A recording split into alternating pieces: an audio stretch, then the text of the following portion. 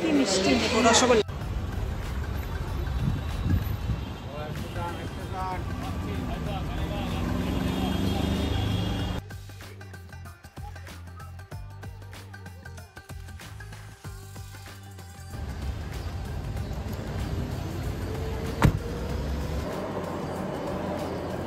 You to my channel চলো ঘুরে আসি।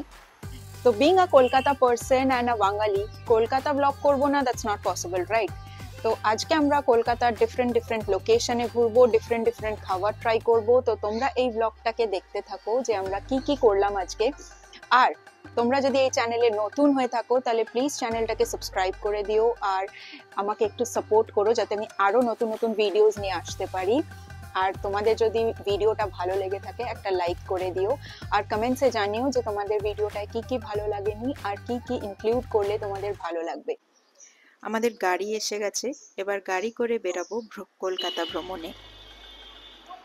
দক্ষিণেশ্বর কালী মন্দির কলকাতার গঙ্গা নদীর তীরে অবস্থিত। 1855 সালের 31শে মে স্নানযাত্রার দিন রানী রাসমণি এই মন্দিরটিকে প্রতিষ্ঠা করেন। এই মন্দিরে দেবী কালীকে ভবতারিণী নামে পূজা করা হয়। কথিত আছে রানী রাসমণি দেবী কালীর স্বপ্নাদেশ পেয়ে এই মন্দিরটি প্রতিষ্ঠা করেন। মন্দির প্রতিষ্ঠাকালে রামকৃষ্ণ পরমহংসদেবের দাদা রামকুমার চট্টোপাধ্যায় ছিলেন এই মন্দিরের প্রথম প্রধান পুরোহিত। পরবর্তীকালে রামকৃষ্ণ পরমহংসদেব এই মন্দিরের পূজার ভার গ্রহণ করেন ও এই মন্দিরকেই তার সাধন ক্ষেত্ররূপে বেছে নেন। 1884 সালে রামকৃষ্ণদেবের সঙ্গেই এই মন্দিরে দেখা হয় নরেন্দ্রনাথ দত্ত মানে স্বামী বিবেকানন্দের। তিনি হয়ে ওঠেন রামকৃষ্ণ পরমহংসদেবের প্রধান শিষ্য। এই মন্দিরে প্রাথমিকভাবে আর্থিক উন্নতির জন্য প্রার্থনা করতে আসা নরেন্দ্রনাথ রামকৃষ্ণ পরমহংসদেবের ছত্রাবেশে হয়ে ওঠেন স্বামী বিবেকানন্দ এবং শেষ পর্যন্ত শুদ্ধ জ্ঞান, ভক্তি ও বৈরাগ্যের প্রার্থনা করেন। মন্দিরের ভিতরে ক্যামেরা প্রবেশ নিষিদ্ধ, তাই ক্যামেরা নিয়ে মন্দিরে ঢুকতে পারিনি। তোমাদের সাথে শেয়ার করলাম ছোট্ট কিছু গল্প। এই মন্দির ঘিরে আরো অনেক গল্প আছে। আর এই যে এই স্কাইওয়াকটা দেখছো, এটি একদম নবনির্মিত স্কাইওয়াক। এই স্কাইওয়াকটা দক্ষিণেশ্বর মন্দিরের সাথে দক্ষিণেশ্বর মেন রোড ও রেলওয়ে স্টেশনকে কানেক্ট করে। এবার আমরা আমাদের নেক্সট ডেস্টিনেশনে যাব মেট্রো করে। তোমরা কি জানো ইন্ডিয়ার ফার্স্ট মেট্রো ওয়েস্ট বেঙ্গলে চালু হয়, স্পেসিফিক্যালি কলকাতায় ইন 1984। শুরু হয়েছিল এখনকার নেতাজি ভবন টু স্প্ল্যানেড। বর্তমানকালে এখন মেট্রো 4টে অপারেশনাল লাইন আছে, ব্লু, গ্রিন, পার্পল ও অরেঞ্জ। আমরা আমাদের নেক্সট ডেস্টিনেশনের জন্য চাঁদনি চক নেমেছিলাম, যেটি ব্লু লাইনের অংশ।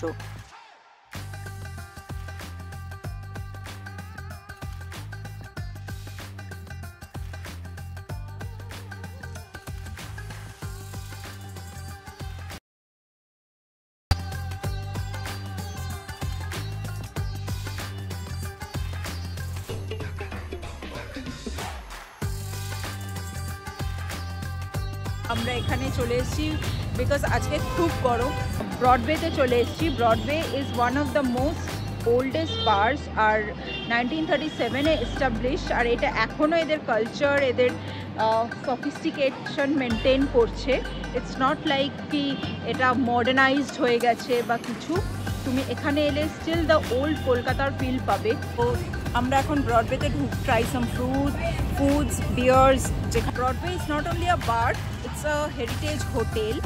বাট আমরা ব্রডওয়েতে বার এক্সপ্লোর করবো। বরমশাই বার্স অ্যান্ড বিয়ার্স শুনলে পাগল হয়ে যায়। তো চলো ঘুরে দেখা যাক ব্রডওয়ে হোটেল অ্যান্ড বার।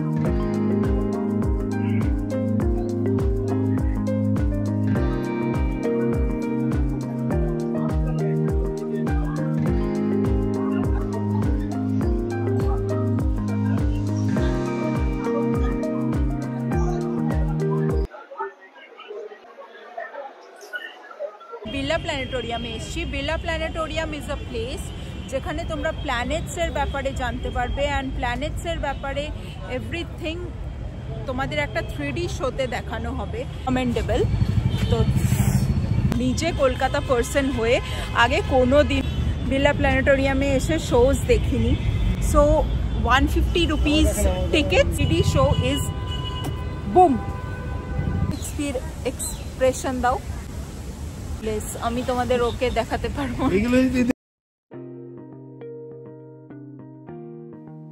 1963 সালের 2রা জুলাই ভারতের তৎকালীন প্রধানমন্ত্রী জওয়াহরলাল নেহেরু এই প্ল্যানেটোরিয়ামটির উদ্বোধন করেন। দক্ষিণ কলকাতার জওয়াহরলাল নেহেরু রোডে ভিক্টোরিয়া মেমোরিয়াল হল, সেন্ট পল ক্যাথেড্রাল ও ময়দানের সংযোগস্থলে অবস্থিত এই প্ল্যানেটোরিয়ামটি এশিয়ার বৃহত্তম প্ল্যানেটোরিয়াম, বিশ্বের 3য় বৃহত্তম প্ল্যানেটোরিয়াম। এটি সাচি বৌদ্ধ স্তূপের আদলে নির্মিত একটি একতলা ভবনে অবস্থিত। একটি জ্যোতিষবিজ্ঞান গ্যালারি এবং চিত্রকলা ও বিশিষ্ট জ্যোতিষবিজ্ঞানীদের মূর্তিও এখানে রয়েছে। 3D শোতে ক্যামেরা নট অ্যালাউড, তাই তোমাদের এসে নিজেদের দেখতে হবে এই শো। আমরা যাচ্ছি টুয়ার্ডস সেন্ট পল ক্যাথেড্রাল। আমি কিন্তু এগুলো দেব।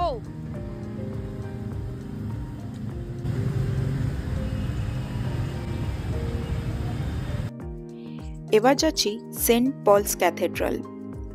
এটি কলকাতায় অবস্থিত একটি অ্যাংলিকান ক্যাথেড্রাল। এই চার্চটি অ্যাংলিকান ডায়োসিস অফ ক্যালকাটার কেন্দ্র।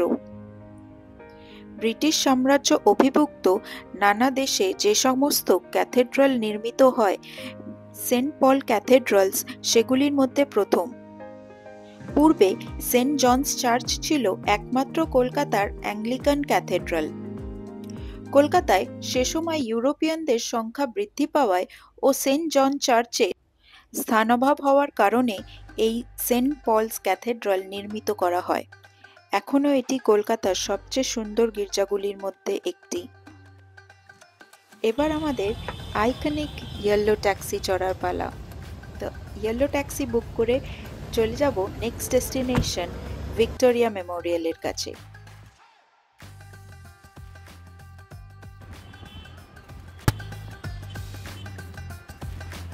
তো এখানে আমি ভিক্টোরিয়া মেমোরিয়ালে এসেছি। আমি নিজেও জানি না আমি কতদিন পর ভিক্টোরিয়া মেমোরিয়ালে এসেছি।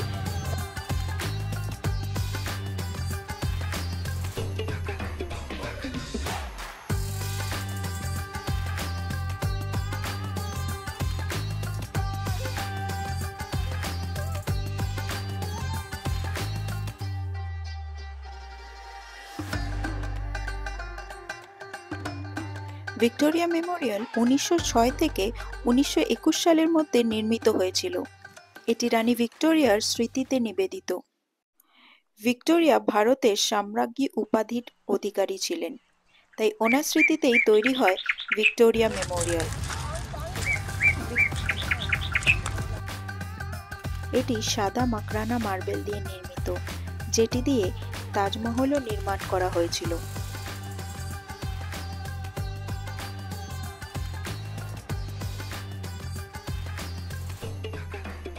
এই হলে রয়েছে ঐতিহাসিক নিদর্শন এবং শিল্পের বিশাল সংগ্রহ, যার মধ্যে রয়েছে চিত্রকলা, ভাস্কর্য, অস্ত্র এবং পাণ্ডুলিপি, যা ব্রিটিশ রাজ এবং ভারতের ঔপনিবেশিক অতীতের সাথে সম্পর্কিত। এখানে দেখার মতো portrait gallery, national livers gallery এবং স্কাল্পচার গ্যালারি সহ বিভিন্ন গ্যালারি রয়েছে। এই মুহূর্তে যে জায়গাটি আমি স্ক্রিনে দেখাচ্ছি সেটি হলো কুইন্স হল। এখানে এই রানী ভিক্টোরিয়ার একটি পূর্ণাঙ্গ মডেল মূর্তি রয়েছে।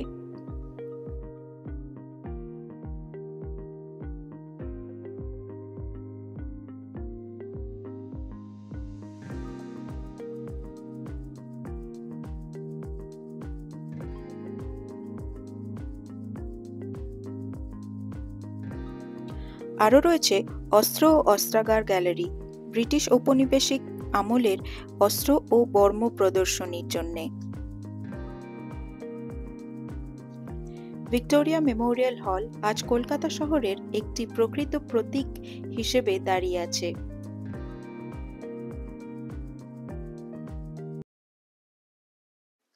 চলে যাব আমাদের নেক্সট ডেস্টিনেশনের দিকে। We were here at Esplanade or New Market. Esplanade never goes out of trend. জামা কাপড় থেকে শুরু করে ডিফারেন্ট কাইন্ড অফ জুতো, জুয়েলারিজ সব তোমরা এখানে পেয়ে যাবে। এভরি টাইপ, এভরি কস্ট, সব কিছু, সব প্রাইসেসের সব কিছু এখানে ডিফারেন্ট ভ্যারাইটিস পাওয়া যাবে। It's one of the biggest markets in Kolkata. তো তোমরা যদি কলকাতায় আসো, I think you should visit Esplanade for shopping.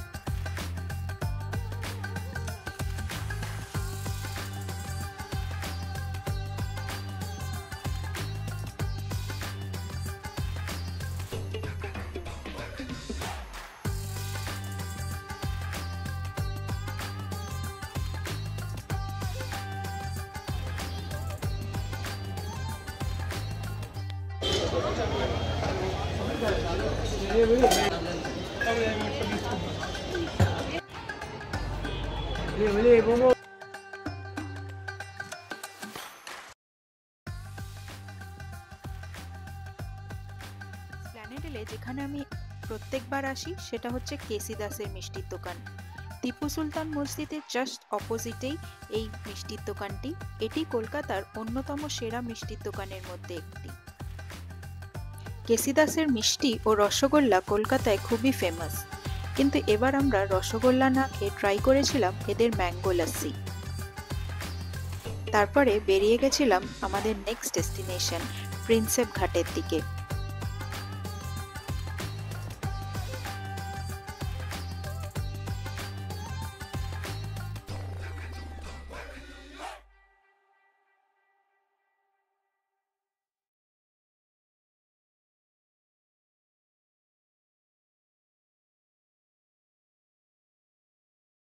আমরা প্রিন্সেপ ঘাটে গঙ্গার নৌকা ভ্রমণ, টু পিসফুল, দারুণ হাওয়া দিচ্ছে সকালবেলা থেকে, এত গরম ছিল, এক্সপিরিয়েন্সটা ইজ হেভেনলি।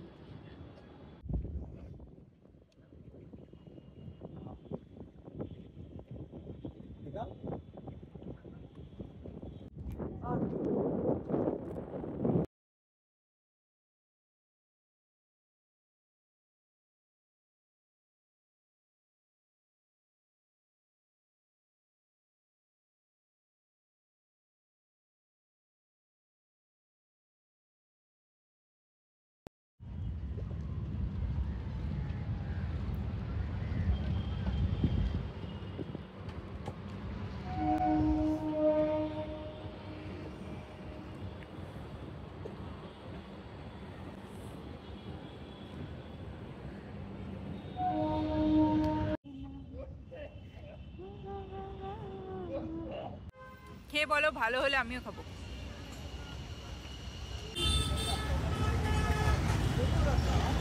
তো আমরা আমাদের লাস্ট রিক্রিয়েশন আজকের গঙ্গা আরতি দেখতে এসে গেছি 6:30টায় বাবুঘাটে গঙ্গা আরতি হয়। এটা কলকাতার নতুন রিক্রিয়েশন অ্যাকচুয়ালি, বেশি দিন স্টার্ট হয়নি। বেনারসের মতো এখানেও গঙ্গাকে আরতি করা হয়, আর এখানেও বেশ ভালোই ভিড় হয়েছে আমি দেখতে পাচ্ছি। প্রিন্সেপ ঘাট থেকে ডিরেক্ট আমি এখানেই এসেছি, আবার এখান থেকে ডিরেক্ট বাড়িয়ে যাব। আজকে খুব টায়ার্ড, খুব গরম ছিল, এখানে almost 44 degree temperature. Babughat Hooghly নদীর পাড়ে 1830 সালে রানী রাসমণি দ্বারা নির্মিত। এই ঘাটটি মূলত বাবু রাজচন্দ্র ঘাট নামে পরিচিত ছিল, যার নামকরণ হয়েছিল রানী রাসমণি স্বামী এবং জানবাজারের জমিদার বাবু রাজচন্দ্রর নামে। এই ঘাটটি কলকাতার দ্বিতীয় প্রাচীনতম ঘাট। আমরা এই ঘাটেই দেখতে এসেছি গঙ্গা আরতি।